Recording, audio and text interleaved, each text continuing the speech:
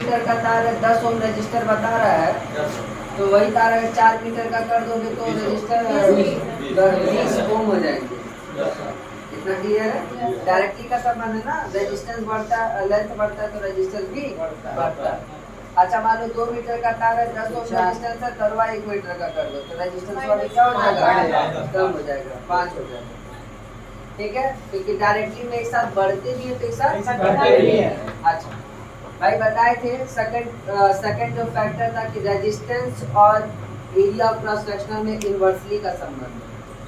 अगर तार जो है 2 मीटर की मोटाई और उसमें 10 ओम रेजिस्टेंस, तार अगर 4 मीटर का कर देंगे तो रेजिस्टेंस कम हो जाएगा। मोटा तार रहेगा तो रेजिस्टेंस रुकावट कम, रोड चौड़ा तो भीड़ कम, रोड पतला तो भीड़ ज्यादा। समझ गए?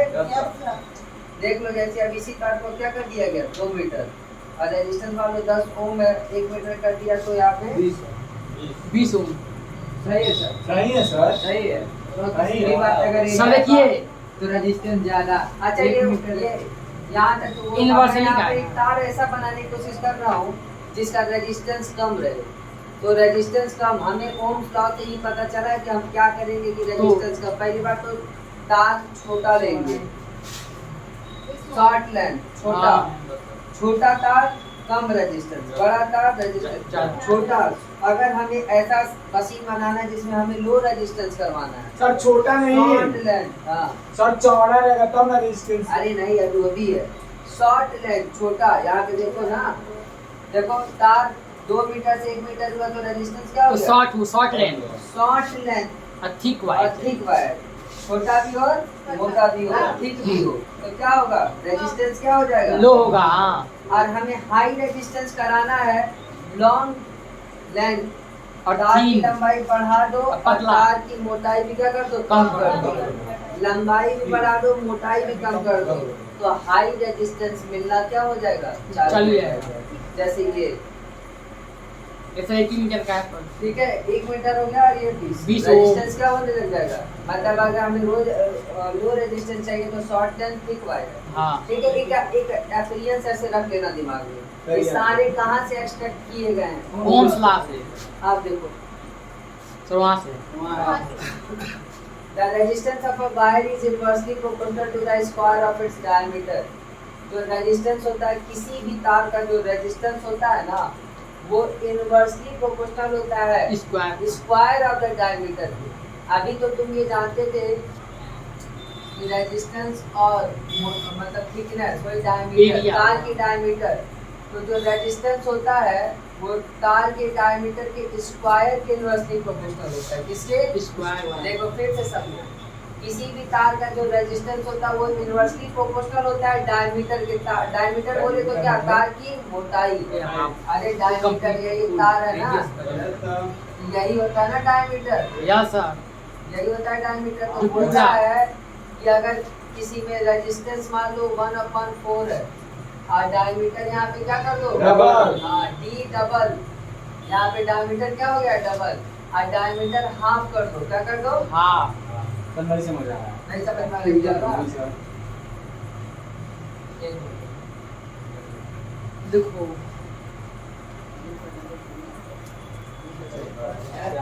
डबल क्या है?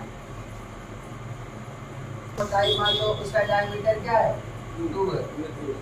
अगर तो ये बोलता है रेजिस्टेंस बोलता है अगर आप डायमीटर को क्या कर दीजिए? डबल डायमीटर को डबल स्क्वायर में सर कितना हो जाएगा? क्या 4 हो जाएगा। इनटू हम करेंगे तो रेजिस्टेंस कितना हो जाएगा? 1/4। 4 में से अगर डायमीटर हाफ कर दो, डायमीटर क्या कर दोगे? हाफ, तो रेजिस्टेंस क्या हो जाएगा? 4। चलो ठीक है, ये कॉन्सेप्ट छोड़ दो। यस सर, मैं समझ ही नहीं आ रहा है। ये कॉम्पिटिटिव है। इधर देखो, effect of the nature of the material of the conductor, ये इंपॉर्टेंट है। क्या प्रभाव पड़ता है nature of the material conductor का? देखो, एक 2 वायर, 2 तार लो, इक्वल लेंथ और इक्वल डायमीटर। 2 तार लेना है जिसकी लंबाई भी बराबर हो और चौड़ाई भी बराबर। कॉपर वायर्स ले लो, नाइक्रोम वायर्स ले लो। क्या? कॉपर वायर्स और नाइक्रोम। तो सुनो, पहले नाइक्रोम वायर्स की बात करते हैं। तुमको पता है ना हीटिंग में जो होता है सारा यस सर, जो बल्ब में रहता है वही। नाइक्रोम वायर की खासियत its resistance is 60 times more than the resistance of copper wire. Copper Copper wire से- में जो रेजिस्टेंस होगा उसका 60 गुना अधिक। नेक्रो वायर होगा। कभी ना हीट क्या करता है, एग्जॉस्ट करके रोका रहता है। हाई हीट देता रहता है। इतना ज्यादा करंट जाता है, इतना ज्यादा बेचारा करंट रुकावट पिघलता महसूस नहीं। करता है कि हीट निकालने लगता है पूरा। और तुम उसका फायदा उठाते हो आराम से, कुछ भी आग तापते बैठते रहते हो। जैसे हीटर के बाद हाँ पता।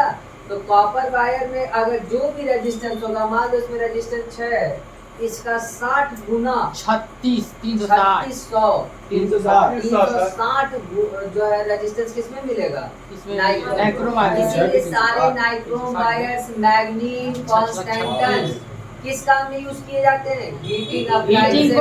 अफेक्ट क्योंकि इनके जो रेजिस्टेंस है ये जानबूझ के ऐसे बनाए गए। ये नाइक्रोम भगवान नहीं बना के भेजे, ये हम लोग बनाए हैं। ये हम इंसानों ने एलॉय बनाया है। एलॉय मतलब mixture of to substances, Naik, निकल, क्रोमियम। निकल प्लस क्रोमियम मिलाए तो एक ऐसा रेजिस्टेंस तैयार हुआ जिसने जो कॉपर तार का 60 गुना निकला, और इसी को हीटिंग में खूब फायदा होता है। ये हम लोग का पुरफात है जो अच्छा खासा पूरे धरती में हम लोग का है। हम लोगों ने मिक्स करके, जैसे लोमटिया मिक्स करके बनाए थे ना, वो वाह, हल्का वाह, हल्का रहेगा। लोहा माटी। उसी प्रकार से ये भी अलॉय हम लोगों ने बनवाया। किस काम के लिए, हीटिंग को करने क्योंकि इसमें जो है कॉपर वायर जो नेचुरल वायर है, कॉपर वायर उसकी रेजिस्टेंस का 60 गुना रेजिस्टेंस इसमें पाया जाएगा। इसीलिए ठीक है। Resistance of conductor depend on the nature of the wire. Yes sir. Resistance किसी भी कंडक्टर का रेजिस्टेंस उसके नेचर पे डिपेंड करता है। किस तरह का वायर भाई इसका नेचर, इसीलिए तो ये सब तार में कॉपर ऑपर लगाया जाता है क्योंकि लो रेजिस्टेंस मिलता है। हाँ नाइक्रोम लगा दोगे तो चलेगा, भर जाएगा सब गर्म होके पूरा क्या हो जाएगा, हीट देने लगेगा। पूरा प्लास्टिक क्या हो जाएगा। पिघल जाएगा। हाँ अभी इसी तार में अगर रेजिस्टेंस ज्यादा कर दे तो प्लास्टिक ऊपर काम करेगी, सही बात। तुरंत हीट एक ही बार फेंकेगा। शॉर्ट सर्किट होता नहीं तो पिघल जाता है, वैसे तुरंत पिघल सब जाएगा। फायर लग शॉर्ट जाएगा। सर्किट में क्या होता है, बहुत आग भयंकर लगता रेजिस्टेंस है। एक दूसरे में घुस जाता है। और तुरंत ही रेजिस्टेंस मतलब क्या, करंट को रुकावट, और रुकावट घर्षण होगा तो क्या पैदा होगा, हीट हीट हीट यस मारेगा पूरा। आग करंट में लग हीट जाएगा। है, करंट में लाइट है, यस सर। करंट में हीट एनर्जी क्या हो गया, सारा बचा है। आ रहे रेजिस्टेंस हो गया, ये तो हो गया। आगे इफेक्ट ऑफ टेम्परेचर, अब तापमान का प्रभाव। The resistance of all pure metals increases on rising the temperature. सभी प्योर मेटल्स मतलब जो जिनमें हम लोग कोई छेड़खानी नहीं की है, जो भगवान कॉपर गॉड गिफ्टेड, हाँ। Aluminium god gifted, brass god gifted ना, और Gold ये सब गॉड गिफ्टेड चीजें। ये जो प्योर चीजें है ना, उसमें इनका सब जो गॉड भगवान जैसे तांबा उमा सब गॉड गिफ्टेड है। The resistance of all the pure metal increases. Resistance इनकी क्या होगी, बढ़ेगी। On rising the temperature, जब हम तापमान बढ़ाएंगे तो रेजिस्टेंस भी क्या होगी, बढ़ जाएगी। And the decreasing on lowering the temperature, तापमान घटाएंगे तो रेजिस्टेंस क्या भी होगी, घटेगा। मतलब जो हमारे प्योर मेटल्स हैं उनका तापमान का खेल ये है। Pure metals copper, aluminium, silver, ये सब या गोल्ड लोड जो God gifted है। टेम्परेचर इंक्रीज करोगे रेजिस्टेंस बढ़ जाएगा, डायरेक्टली का संबंध। टेम्परेचर घटाएंगे रेजिस्टेंस भी घट जाएगा। लेकिन एलॉय का ऐसा नहीं है, इसको तो हम लोग ऐसा जानबूझ के बनाए और ऐसा बना लिया है कि गॉड का, ये गॉड ने अगर 6 ओम रेजिस्टेंस दिया तो इसका 60 गुना 360 दिया। या हम लोग के मिक्सिंग करने से हुआ है। ऐसे ही मिक्सिंग करके बहुत कुछ बना दिया सब, नहीं देख रहे हो। इलेक्ट्रिक केटल आ गया है, इलेक्ट्रिक गैस आ गया है, वो यार जो चाव रोटी की तवा, हाँ। सब इसी सब नाइक्रोम मैग्नेट कॉन्स्टेंटन का ही सब। चलो ये तो इफेक्ट ऑफ टेम्परेचर है। अब रेजिस्टिविटी, अभी तक तो सब रेजिस्टेंस बता दिए, रेजिस्टेंस की डिपेंडेंसी बता दी, क्या क्या है सब बता दिए। अब रेजिस्टिविटी क्या चीज है, जब तुमको पता है कि बताया गया था resistance is directly proportional to length, resistance is inversely proportional to 1 upon area. Inversely दोनों को मिला दोगे तो resistance is proportional to L upon A, ये 1 की जगह L आ गया। प्रोपोर्शनैलिटी फिजिक्स में हटती है तो कांस्टेंट लगती है, ये कांस्टेंट को रो बोलते हैं लेकिन एक्चुअली इसका नाम है कांस्टेंट। Resistivity नाम है। Known as resistivity. यही क्या पैदा हो गई, Resistivity। तार में रेजिस्टेंस के साथ साथ एक और प्रॉपर्टी आ गई, वो आ गई रेजिस्टिविटी। रेजिस्टिविटी। अब सवाल है कि रेजिस्टिविटी क्या करती है। It is also known as specific, ये भी एक रेजिस्टेंस ही है लेकिन ये स्पेसिफिक रेजिस्टेंस ये हम लोग तो पूछा नहीं था, रेजिस्टेंस तो रेजिस्टेंस है ही, रेजिस्ट करता है फ्लो ऑफ करंट को। ये रेजिस्टिविटी भी रेजिस्ट करती है, लेकिन ये एक प्रकार की स्पेसिफिक रेजिस्टेंस है। ये क्या करती है, इसको बेटा बस 5 मिनट्स का है, बस 5। देखो जी ये चीज पता है कहाँ से आया, R equal to rho L upon A था ना, क्रॉस मल्टीप्लाई कर दिया गया। देखो जब R क्रॉस करोगे तो RA is equal to rho L, और रो Yes, sir, करोगे तो R इनटू A के नीचे क्या आ जाएगा L। यहाँ से एक्सटेंड हो गया। तो resistance is directly proportional to क्या होता है, रेजिस्टिविटी। अगर रेजिस्टेंस 2 गुना होगा तो साथ में रेजिस्टिविटी रेजिस्टिविटी भी 2 गुना है। अगर रेजिस्टेंस 3 गुना तो साथ में रेजिस्टिविटी भी 3 गुना। मटेरियल्स पे डिपेंड। रेजिस्टेंस पूरा नाम है इलेक्ट्रिकल रेजिस्टेंस, रेजिस्टिविटी का पूरा नाम है electrical resistivity. If we take a conductor having a unit area of cross section 1 meter square and unit length of, अगर कोई तार लेते हो जिसकी मोटाई 1 मीटर स्क्वायर है और उसकी लंबाई 1 मीटर है, सो तो रेजिस्टिविटी ही किसके बराबर हो जाती है, रेजिस्टेंस के बराबर। बहुत इंपॉर्टेंट कॉन्सेप्ट है भाई।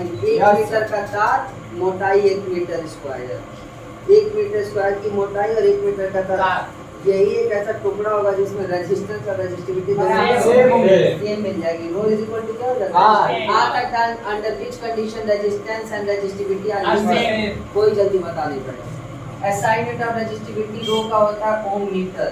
ओम मीटर ये जो रेजिस्टिविटी है ना लेंथ पे डिपेंड करती है, ना ब्रेथ, नहीं ना थिकनेस, मोटाई पे डिपेंड करती है तो सिर्फ टेंपरेचर और मटेरियल।